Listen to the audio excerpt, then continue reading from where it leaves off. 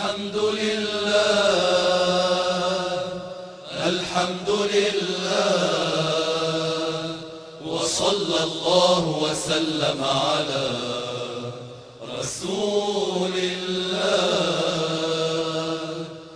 الحمد لله بسم الله الرحمن الرحيم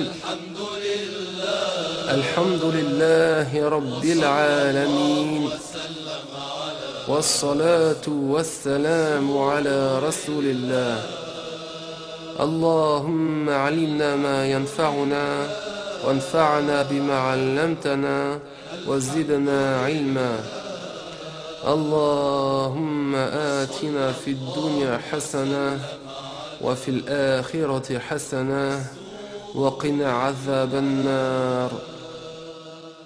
La louange est à Allah, le Seigneur des mondes, et que Dieu élève et honore davantage en degré le rang de notre maître Muhammad, alayhi salatu wassalam, et on demande à Allah de préserver la communauté du prophète Muhammad de ce que le prophète Muhammad craint pour elle.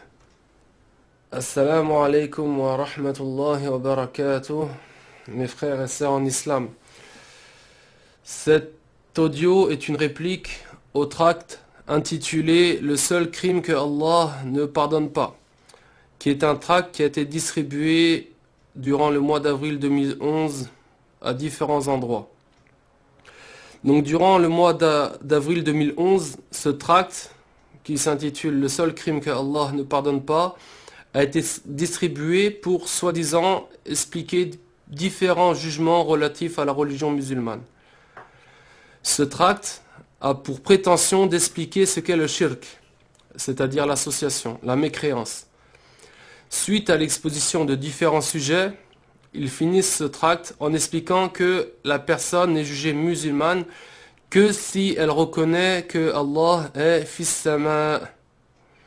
C'est-à-dire que ces personnes, ces gens qui se font appeler salafistes, qui sont les wahhabites, ne jugent la personne croyante, c'est-à-dire musulmane, que si elle reconnaît que Allah est fis sama. Suite à cela, ils disent que Dieu nous préserve de telles paroles, que Allah est fis sama et que ici fi veut dire au-dessus. Donc ils prétendent que Dieu est au-dessus du ciel, alors que c'est Allah qui a créé et le ciel, et ce qu'il y a au-dessus du ciel, et ce qu'il y a en dessous du ciel. Ils se basent pour justifier leur mauvaise croyance sur le hadith de la femme esclave. Hadith dont le sens apparent vient contredire plusieurs hadiths très connus des musulmans, parmi lesquels la parole du prophète Muhammad sallallahu alayhi wa sallam: بني الإسلام على خمس شهادة أن لا إله إلا الله وأن محمدا رسول الله وإقام الصلاة وإيتاء الزكاة وصوم رمضان وحج البيت. Hadith qui a été rapporté par Al-Bukhari et Muslim, qui signifie l'islam est basé sur 5 principaux devoirs. Le témoignage qu'il n'est de Dieu que Allah, lui seul sans associé, et que Muhammad est le messager de Allah, et l'accomplissement de la prière, et le versement de la zakat, et le jeûne de Ramadan, et le pèlerinage à la maison sacrée. Donc suite à ce hadith, on comprend que le prophète alayhi salatu wassalam s'est basé sur la prononciation des 2 témoignages, c'est-à-dire ashhadu an la ilaha illallah wa ashhadu anna muhammadan rasulullah, pour juger la personne croyante. Et il ne s'est pas basé sur le fait qu'elle reconnaisse que Allah est dans une direction, c'est-à-dire au-dessus d'un endroit ou en dessous d'un autre endroit. Ce tract prend pour référence des ouvrages récents, c'est-à-dire qui sont apparus lors du XXe siècle, et qui prennent pour auteur des gens comme Uthaymin, qui sont tous morts récemment.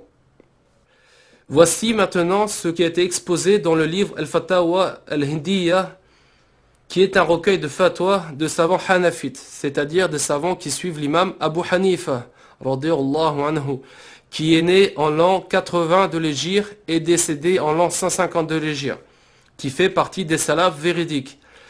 Ce livre a été composé par des savants du continent asiatique, principalement de l'Inde, d'où son nom. Ce livre regroupe presque tous les avis de l'école, c'est-à-dire de l'école hanafite, et est une référence dans cette école jusqu'à nos jours. Et il a été écrit il y a plus de 300 ans, c'est-à-dire que ce n'est pas un livre récent. Donc il est cité dans le volume 2, à la page 353, comme vous le voyez, ce qui signifie, si la personne dit « Allah fis sama », donc il rapporte le jugement de la personne qui dit cette parole-là. Ils disent, il y a deux cas.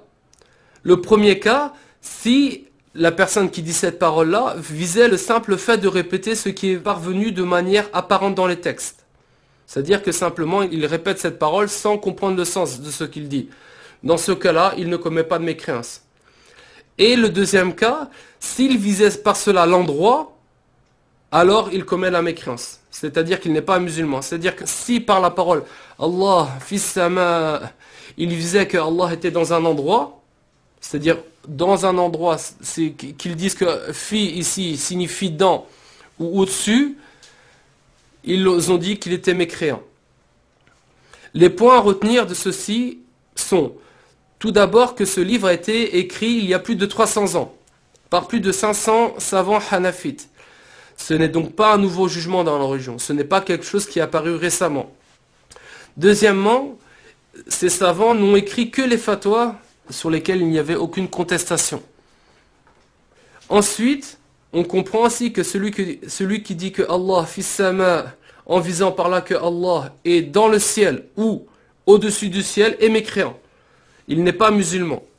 C'est-à-dire que qu'ils disent que fi signifie dans ou qu'ils disent que fi signifie au-dessus, il est mécréant, non-croyant, non-musulman, car il aura attribué l'endroit et la direction à Allah, qui sont parmi les caractéristiques des créatures.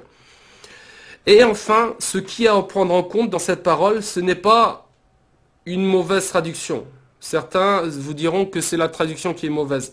Mais ce qu'ils ont cité, les savants, c'est la compréhension de la personne. C'est-à-dire que la personne qui dit que Allah fis sama, dans le sens que Allah est dans le ciel ou au-dessus du ciel, est déclarée mécréante sans aucun doute, non croyante. Elle ne suit pas le prophète Mohammed sallallahu alayhi wa sallam. Et elle ne suit aucun des savants musulmans.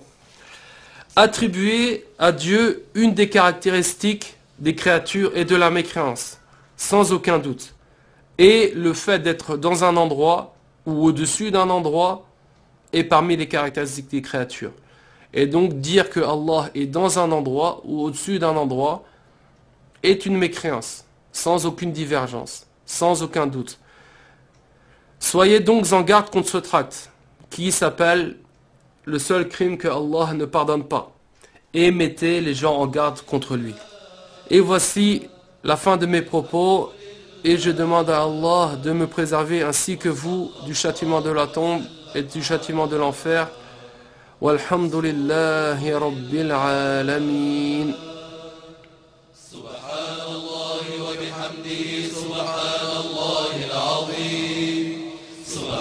الله وبحمده سبحان الله العظيم سبحان الله وبحمده سبحان الله العظيم سبحان الله وبحمده سبحان الله العظيم